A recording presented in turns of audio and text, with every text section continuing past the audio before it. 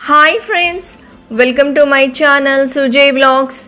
ఇవాళ నేను శ్రీ సాయి దివ్య పూజ రెండో వారం చూపిపోతున్నానండి. ఈరోజు గురువారం కదా, శ్రీ సాయి దివ్య పూజ చేసుకున్నాను. ముందుగా కిందటి వారం చెప్పినట్లుగానే పీఠం వేసుకోవాలి, పసుపు కుంకుమ వేసుకొని మనం జాకెట్ ముక్క పెట్టుకోవాలి. పసుపు రంగు జాకెట్ ముక్క మాత్రమే వాడాలండి. దానిపైన శ్రీ సాయి బాబా విగ్రహం పెట్టుకొని ఎడమ వైపు విఘ్నేశ్వరుని ఫోటో పెట్టుకోవాలి. ఫోటో లేదా విగ్రహం ఏదైనా పెట్టుకోవచ్చు. విఘ్నేశ్వరుని పెట్టుకోవాలి. పెట్టుకొని పసుపు రంగు పువ్వులు కానీ పసుపు రంగు పళ్ళు దొరికితే పెట్టుకోండి, లేదంటే ఏవైనా వేసుకోవచ్చు. పువ్వులు అనేవి మీ ఇష్టం. ఇప్పుడు మనం శ్రీ సాయి దివ్య పూజ పుస్తకం దొరుకుతుంది.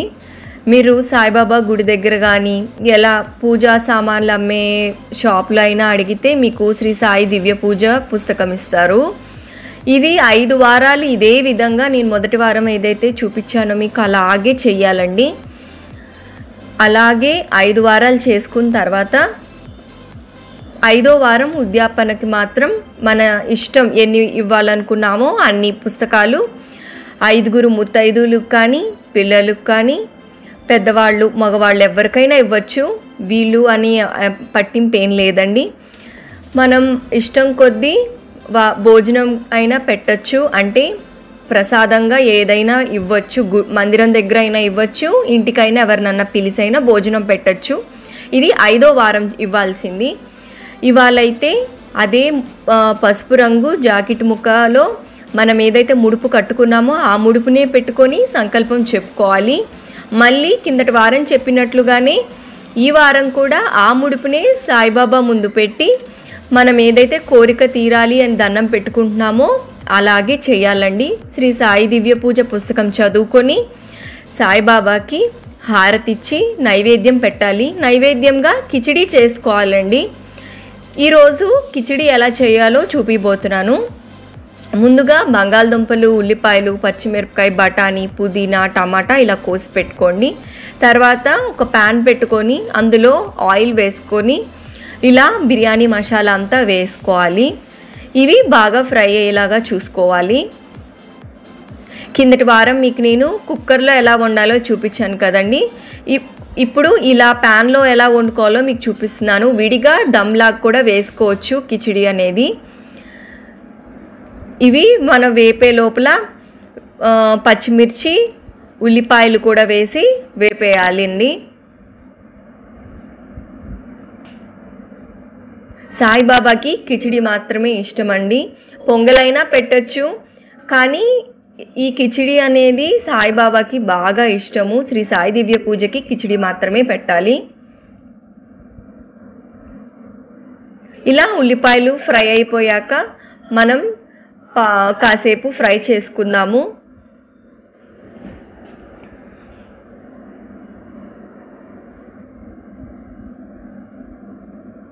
ఇందులో కొంచెం ఉప్పు వేసుకోవాలి. ఉప్పు వేసుకున్న తర్వాత 1/2 స్పూన్ పసుపు, అవి 2 వేసాక బాగా కలుపుకోండి.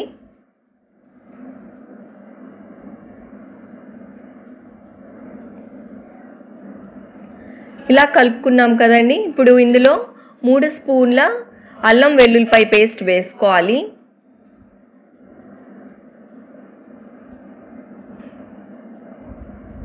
అది కూడా వేసుకొని బాగా కలుపుకోవాలండి. మీకు నేను డిస్క్రిప్షన్లో మొదటి వారం చేసుకున్న పూజ లింక్ పెడతానండి. మీరు కూడా చూసి చేసుకోవచ్చు. ఇప్పుడు మనం కోసి పెట్టుకున్న ముక్కలు ఇందులో వేసేసుకోవాలండి. అవి వేసేసుకొని బాగా కలుపుకుందాము.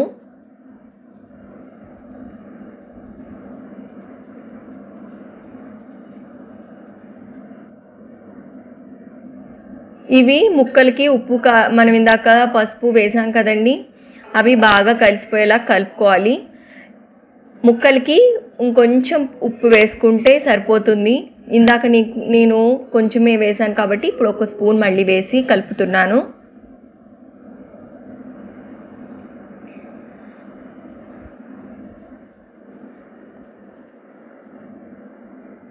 దీనికి కాసేపు మూత పెట్టి మన ముక్కలన్నీ ఉడుకుతున్నాయో లేదో చూసుకుందాము. ముక్కలు ఉడికిపోయాక ఇప్పుడు నేను డబ్బా బియ్యానికి పావు వంతు పెసరపప్పు తీసుకున్నాను. అందుకనే 2.5 గ్లాసులు నీళ్లు పోసుకోవాలండి ఇందులో.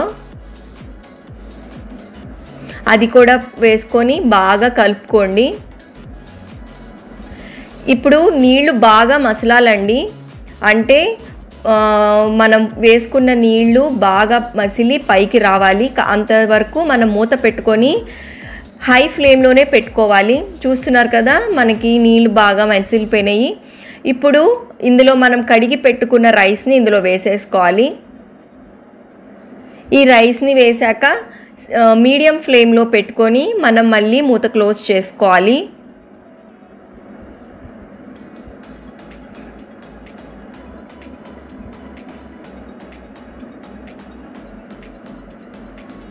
ఇప్పుడు 15 మినిట్స్ దాన్ని సిమ్లోనే ఉడికించుకోవాలండి కిచిడీని.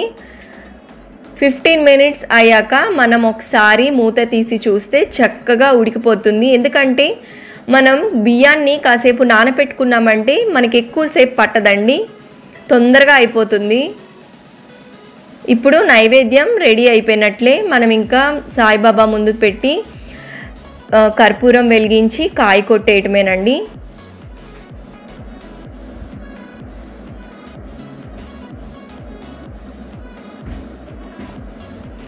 నేనైతే మా ఇంటి దగ్గర ఉన్న చిన్నపిల్లల్ని పిలిచి వాళ్ళకి ప్రసాదం అవి పెట్టానండి. వాళ్ళని ఇంటికి పిలిచి మనకున్న కలిగినంతలోనే వాళ్ళకి ఏదో ఒకటి పెట్టాలి. అలా పిల్లలందరికీ నేను కిచిడి పెట్టాను ప్రసాదంగా. నాకు ఇవాళ చాలా సంతోషంగా ఉందండి. పిల్లల్ని పిలవంగానే చక్కగా వచ్చి ప్రసాదం తీసుకొని వెళ్ళారు. మీకు కూడా ఈ పూజ మంచి జరగాలని కోరుకుంటున్నాను. మీకు కనుక ఈ వీడియో నచ్చినట్లయితే please like, share and subscribe to Sujay vlogs. Bye.